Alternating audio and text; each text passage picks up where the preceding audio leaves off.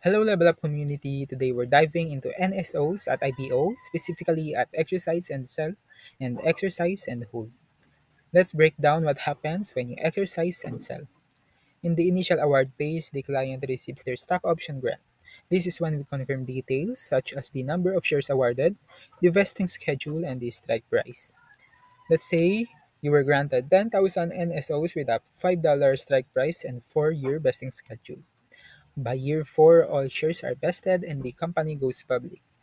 You plan to exercise and sell on the same day, so we'll need to confirm the IPO price, calculate gains, plan tax strategies, and prepare for accurate tax reporting.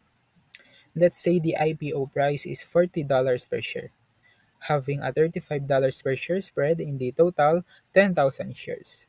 That entire $350,000 gain will be reported as ordinary income on W2.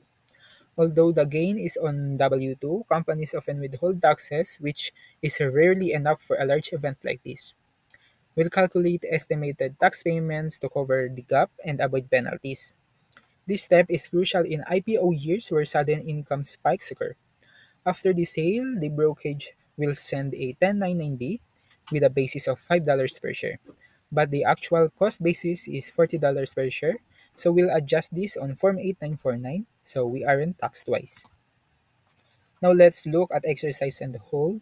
In this strategy, you exercise all shares at IPO but keep them to sell later. This offers potential tax savings but other risk and requires upfront cash and careful planning.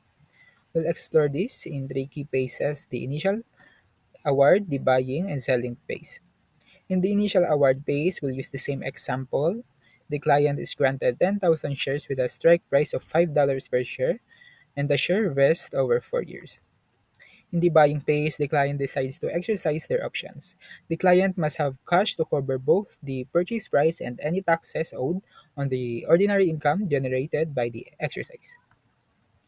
So the client pay $50,000 out of pocket to purchase all the 10,000 shares. At exercise, the spread between strike price and IPO price become ordinary income. That $350,000 is reported on W2 and taxed in the same year of exercise, even though you haven't sold any shares yet. You owe taxes now regardless of whether you've cashed out. So because companies rarely withhold enough for this kind of large gain, we'll calculate estimated tax payments for this year to avoid penalties. This step is critical since you're taxed upfront while holding the stock. Also, the new basis now will be $40 per share. When you eventually sell, your basis is $40 per share. You might get exposed at market risk. So if the price rises to $60 per share, you'd see a $200,000 long-term gain. And if it falls to $30 per share, you'd take a $100,000 loss. We'll ensure correct reporting on Schedule D and Form 8949 with basis adjustments so you don't pay tax twice. So to wrap up, selling all shares the same day, you exercise is simple, cash efficient, and avoids AMT altogether. But it locks in ordinary income with no opportunity for capital gains.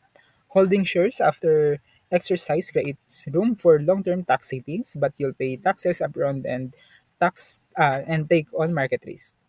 So regardless of your strategy, planning for estimated tax payments is critical because company withholdings is rarely enough.